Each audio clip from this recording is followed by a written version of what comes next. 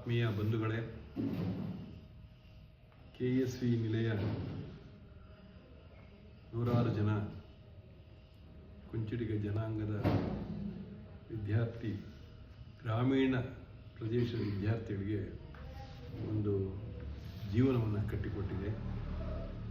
ಆ ವಿದ್ಯಾರ್ಥಿಗಳೆಲ್ಲರೂ ಸೇರಿ ಹಿಂದಿನ ವಿದ್ಯಾರ್ಥಿಗಳು ಅಂದರೆ KSV ಅಲ್ಯೂಮಿನಿ ಸದಸ್ಯರೆಲ್ಲ ಸೇರಿ ಒಂದು KSV ಪ್ರೀಮಿಯರ್ ಲೀಗ್ ಒಂದು ಆಚರಣೆ ಮಾಡ್ತಾ ಇರೋದು ಸಂತೋಷ. 25-26 ಜನವರಿ ಈ ಒಂದು ಕ್ರಿಕೆಟ್ ಲೀಗ್ ನಡೀತಾ ಇರೋದು ನಿಜಕ್ಕೂ ಶ್ಲಾಘನೀಯ. ಇದನ್ನು ಆಯೋಜಕರು ಮಾಡ್ತಾ ಇದ್ದಾರಲ್ಲ, ಅವರಿಗೆಲ್ಲ ನನ್ನ ಒಂದು ಅಭಿನಂದನೆ. ಇದು ಒಂದು ಸಣ್ಣ ಕಾರ್ಯ ಅಲ್ಲ, ಇದು ಒಂದು ಜನಾಂಗವನ್ನು ಒಟ್ಟುಗೂಡಿಸೋ ಒಂದು ಸುಸಂದರ್ಭ. ಇದಕ್ಕೆ ಎಲ್ಲರ ಸಹಕಾರ, ಪ್ರೀತಿ, ಅಭಿಮಾನ, ಬದ್ಧತೆ ಇವೆಲ್ಲವೂ ಅವಶ್ಯ. ದಯಮಾಡಿ ಎಲ್ಲರೂ ಇದನ್ನು ಪ್ರೀತಿಯಿಂದ, ನಿಷ್ಠೆಯಿಂದ ಇದಕ್ಕೆ ನಿಮ್ಮ ಕೈಲಾದಷ್ಟು ಸಪೋರ್ಟ್ ಮಾಡಿ, ಸಹಾಯ ಹಸ್ತವನ್ನು ಚಾಚಿ ಇದನ್ನು ಒಂದು ಯಶಸ್ವಿಗೊಳಿಸಿ ಅಂತ ನಾನು ಎಲ್ಲ ನನ್ನ KSV ನಿಲಯದ ಎಲ್ಲ ಹಿರಿಯ ವಿದ್ಯಾರ್ಥಿಗಳಲ್ಲಿ ಭಾಳ ಪ್ರೀತಿಯಿಂದ ನಾನು ನನ್ನ ಕಳಕಳಿಯಿಂದ ಕೇಳ್ಕೊಳ್ತಾ ಇದ್ದೇನೆ. ಇದು ಇಂತಹ ಆಟಗಳು ಅಥವಾ ಇಂಥ ಕ್ರೀಡೆಗಳು ಹೆಚ್ಚು ನಡೀತಾ ಇರಬೇಕು.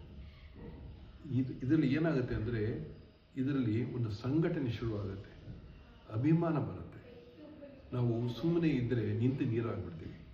ನೀರು ಹರಿಬೇಕು ಅಂದರೆ ನಾವು ಏನಾನ ಒಂದು ಕಾರ್ಯೋನ್ಮುಖರಾಗಬೇಕು, ಕ್ರಿಯಾಶೀಲರಾಗಬೇಕು. ಇಂಥ ಕ್ರೀಡೆಗಳು ನಮ್ಮ ಎಲ್ಲರನ್ನೂ ಒಗ್ಗೂಡಿಸ್ತವೆ. ಈ ಒಕ್ಕೂಟದಿಂದ ಒಂದು ನಿಮ್ಮಲ್ಲಿ ಸಂಘಟನೆ ಆಗುತ್ತೆ. ಈ ಸಂಘಟನೆ ಬೆಳವಣಿಗೆಗೆ ಮೂಲ ಕಾರಣವಾಗುತ್ತೆ. ಆದ್ದರಿಂದ ಇದಕ್ಕೆ ಎಲ್ಲರೂ ಸಹಾಯ ಹಸ್ತ ನೀಡಿ ಇದನ್ನು ಬೆಳೆಸಿ, ಉಳಿಸಿ ಮತ್ತು ಅಭಿವೃದ್ಧಿಪಡಿಸಿ. ನಾಳೆ ಇವತ್ತು ಶುರುವಾಗಿರೋ ಕ್ರಿಕೆಟ್ ಲೀಗು ಇದು ಮುಂದೆ ಫುಟ್ಬಾಲ್ ಲೀಗ್ ಆಗಲಿ, ಶಟಲ್ ಬ್ಯಾಡ್ಮಿಂಟನ್ ಆಗಲಿ, ಅಥವಾ ಈವನ್ ಕಬಡ್ಡಿ, ಈ ಥರ ಕ್ರೀಡೆಗಳಲ್ಲಿ ತೊಡಗಿಸಿ ನಮ್ಮ ಈ ಮುಂದಿನ ಈ ವಿದ್ಯಾರ್ಥಿಗಳು ಏನು ಈಗ ಬರ್ತಾ ಇದ್ದಾರೆ ಅವ್ರಗಳಿಗೆಲ್ಲ ಈ ಒಂದು ದಾರಿದೀಪವಾಗಲಿ. ನಿಮ್ಮ ಎಲ್ಲರೂ ಒಟ್ಟಾಗಿ ಇದನ್ನು ಸಂಭ್ರಮದಿಂದ, ಆನಂದದಿಂದ ಆಚರಣೆ ಮಾಡುವಂಥ ಒಂದು ಕಾಲ ಬರಲಿ ಅಂತ ನಾನು ಆಶಿಸ್ತೀನಿ. ಇದಕ್ಕೆ ಸಾಕಷ್ಟು ಇದೊಂದು ಸಣ್ಣ ಕಾರ್ಯ ಅಲ್ಲ, ಇದೊಂದು ದೊಡ್ಡ ಸಾಹಸ ಇವರು ಮಾಡ್ತಾ ಇರೋದು. ಇದಕ್ಕೆ ನಿಮ್ಮ ಎಲ್ಲರ ಸಹಕಾರ, ಹಣಕಾಸಿನ ಸಹಕಾರ ಆಗ್ಬೋದು, ಹಾಗೆ ರೆಪ್ರೆಸೆಂಟೇಷನ್ ಮಾಡೋದು ಇರ್ಬೋದು, ಪಾರ್ಟಿಸಿಪೇಷನ್ ಇರ್ಬೋದು, ಏನು ಸಹಕಾರ ಯಾಕೆ ಬೇಕಾದ್ರೂ ಕೊಡ್ಬೋದು.